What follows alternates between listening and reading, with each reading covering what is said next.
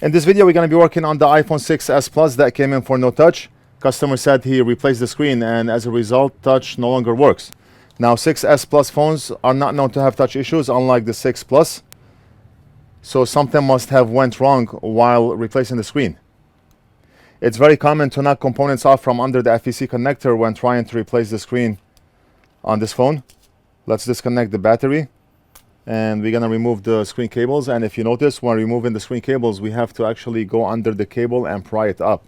So what usually happens is they go in deep to pry the connector and they end up ripping components from under the FEC connector. And those components are microscopic.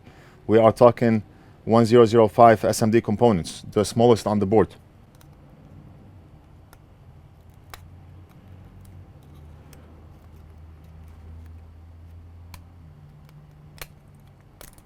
Okay, so the screen is out. Let's take a look at the FEC connector or under the FEC connector to see if we see anything unusual.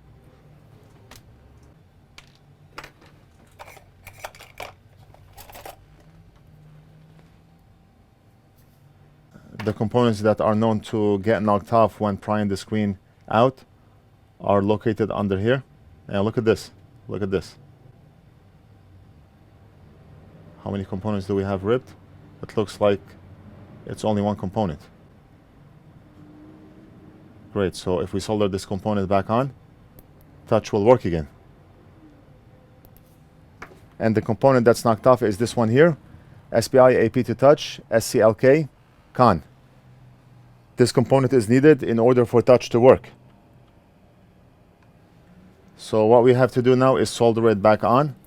And like I said, this is the smallest component on the board, so soldering is not considered easy because we have to solder it and not touch nearby components. Let's remove this component.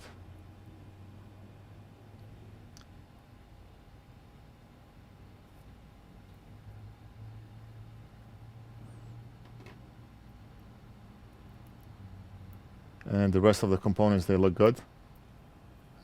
Nothing else is broken off the board.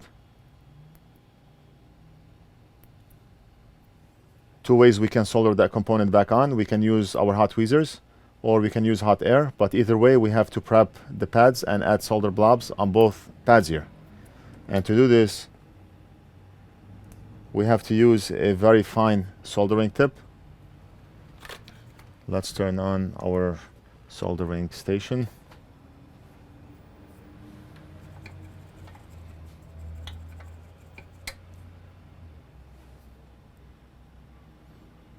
And look at how fine this tip is. I think this will do. I do have finer tips.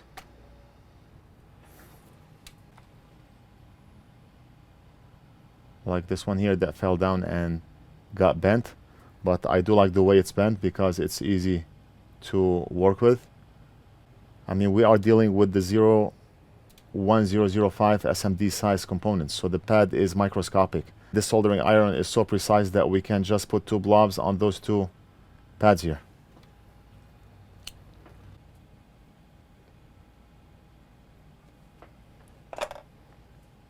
I'm going to add a little bit of solder on the tip.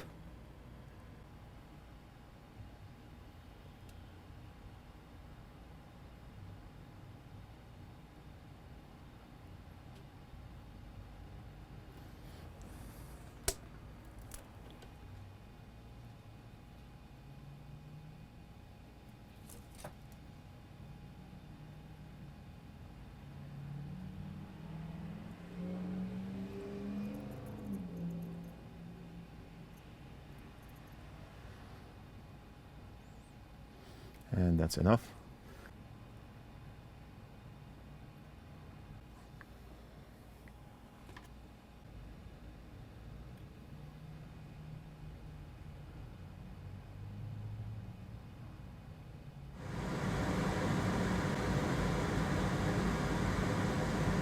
Okay, so now that we have the component connected on one end, we can just use the hot air to reflow it down in place.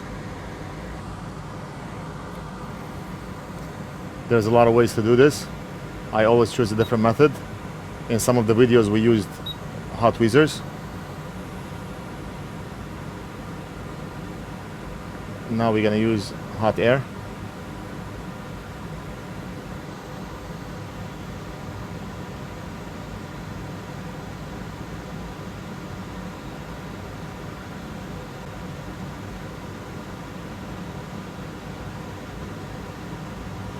Okay, and that's it. Component is soldered in place.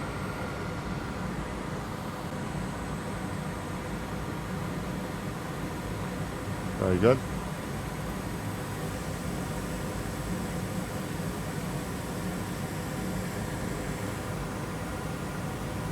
Right over here. Solid. Yeah, let's connect the screen and the battery.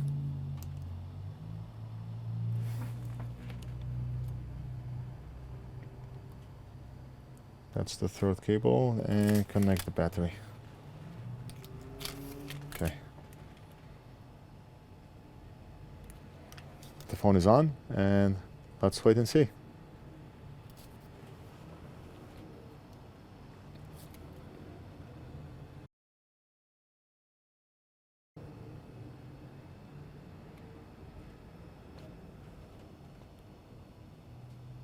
And yes, touch is working. I do not want to put in the wrong password, but touch is working. Delete. Let's go to emergency. And of course, it's a widescreen. The camera, okay, here. Great, awesome. So touch is working, and we fixed the problem. All we did was solder that tiny component back in place, and like I said, the component is extremely tiny, the smallest on the board, the 1005 SMD size. We've done videos on the 6S Plus with a similar issue. In one of the videos, we used our hot tweezers to solder that component in place, and today we used hot air to solder it in place. Whichever way we choose to do it, we get the same result. It's still not an easy job because the component is so tiny, the area is very tight, and it's very easy to mess things up and knock components off from that area. I'm glad everything worked out. We're gonna call the customer to come and pick up. I hope you enjoyed this video. Don't forget to like and subscribe. Leave a comment if you have any questions, and we'll do something else in the next video.